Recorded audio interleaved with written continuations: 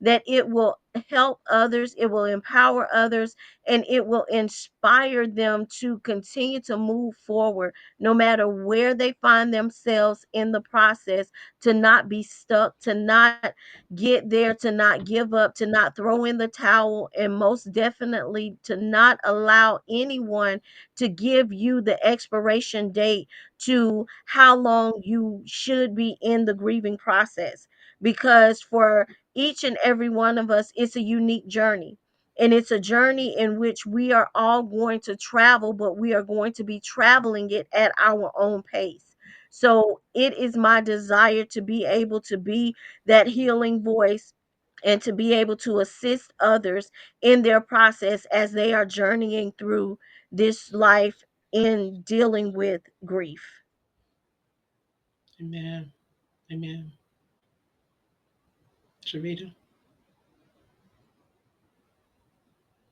I hope that we're able to bring people to us to give them a sense of support, to let them know that there is no expiration date on grief, to let them know that you can push it down as much as you want to, try to keep yourself busy, but grief is going to show up.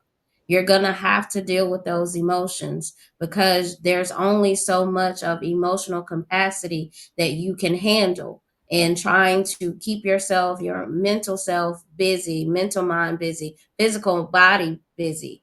Grief is going to show up in one way or another. And I want people to be able to know that it is okay to deal with those feelings, to express them, and that they're not alone when going and dealing with all of these emotions that come up. It is okay to express them and not to keep them inside, because when you do keep them inside and then when they do bubble over, you don't know which way to go, which way to turn, because it's too much happening at one time. So I hope that we're able to bring a sense of normalcy to being able to express these types of emotions when dealing with grief. Amen. And Miss Daniela.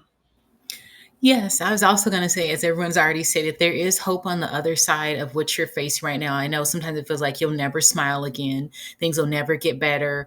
And then sometimes you might even feel like, okay, when I am happy again, you feel bad, you feel guilty, but it's okay to move forward with your life. And just also be mindful too that, when you're, for me, just going into that acceptance phase of grief, it's about being intentional and also realizing that sometimes we have to close the door to certain people and certain circumstances. There's so many things in life that are not in our control, but I know from experience there's a person that comes into my life every so often, every so many years, and it pushes me from acceptance back to depression and back to anger. And I've had to close that door on that person, saying no more.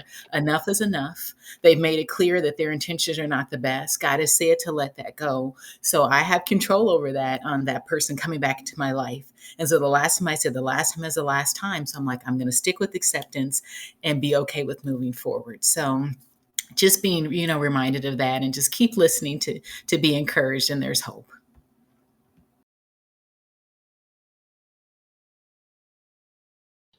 Yes, you guys have definitely touched on some amazing things. I tell you, I hope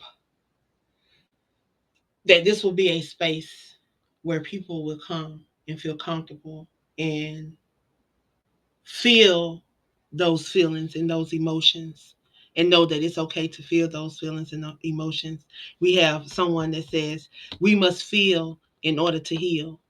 And I want you to know that yes, you have the right to feel how you feel, but know that we just don't want you to stay there too long. And if you feel that you can't handle it alone, that there are resources, there are people, there's places that you can go to get the resources that you need and the help that you need. So that's what we want to be able to provide here. Again, um, I'm not a professional. So I'm just going to be sharing my experience, things that I have gone through, because have I grieved? I have. I remember experiencing my first loss in 1989.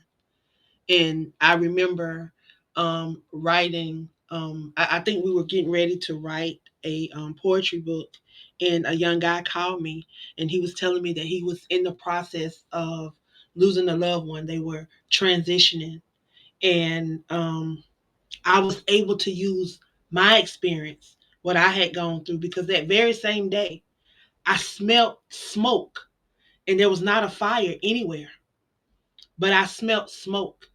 And the last time I seen my cousin, because we lived in the country and we used wood to in the fire, because we used the wood fire. So he always smelled like smoke because he was always gathering the wood. And I thought of him, and I was able to share, losing my cousin and my experience with that young guy.